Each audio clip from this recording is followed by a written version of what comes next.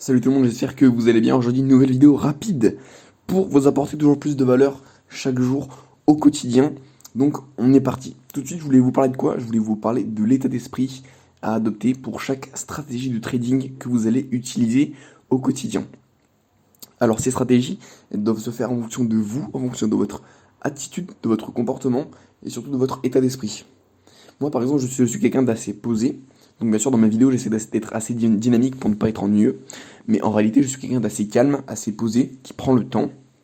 C'est pourquoi mon trading va subir les conséquences de mon état, en gros, de mon état personnel, mentalement et des manières dont j'agis. C'est pourquoi, aujourd'hui, je vais vous dire que chaque stratégie est adaptée pour chaque personne.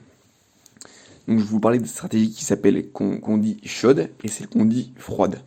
Stratégie froide, donc là c'est des gens qui vont être assez calmes, qui vont réussir à se maintenir, à garder leur calme, à maintenir leur stress à un certain niveau, pour pas être dépassé par la situation.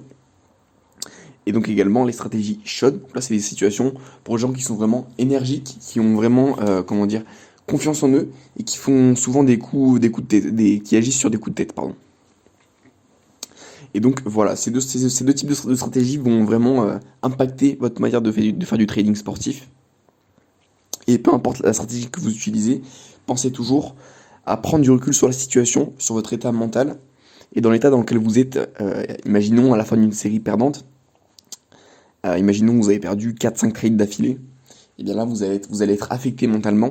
C'est pourquoi il est important de réussir à prendre du recul psychologiquement et de se dire, d'avoir confiance en ce qu'on fait, d'avoir confiance en la stratégie qu'on a mis en place, et de se dire que peu importe ce qu'il arrive, peu importe si je prends 5, 10 trades, 20 trades perdants d'affilée, si j'ai de l'expérience sur ma stratégie, si je suis sûr qu'elle marche sur le long terme, alors je serai rentable. Et donc la variance c'est forcément l'échec dû à une probabilité. Par exemple, sur un taux de réussite de 50%, la variance sera de 50%, c'est-à-dire que sur 100 paris, vous pouvez potentiellement perdre les 50 premiers et ensuite gagner les 50 autres.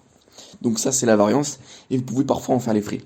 Moi par exemple, dans mon cas personnel, le week-end dernier, j'ai parié sur la Ligue 2 anglaise, Ligue 2 précisément.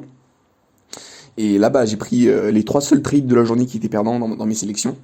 Et j'ai pris les 3 seuls trades qui ont perdu. Et donc j'ai perdu de l'argent, ça m'a mis dans un état mental assez désagréable. Je vous souhaite vraiment pas d'être dans cette situation, mais en tout cas, c'est des choses qui arrivent, qui doivent vraiment être prises en compte pour être rentable et pour pas exploser, pour pas partir en live, pour pas mettre toute sa bankroll d'un coup pour rattraper ses pertes, mais vraiment rester droit dans ses bottes et garder son plan de trading vraiment très clair dans la tête. Voilà, donc je vous remercie de m'avoir écouté pour cette petite capsule vidéo rapide pour vous parler un peu de la psychologie et des différentes stratégies. Voilà, c'était tout pour aujourd'hui. Je vous remercie et à une prochaine pour une prochaine vidéo.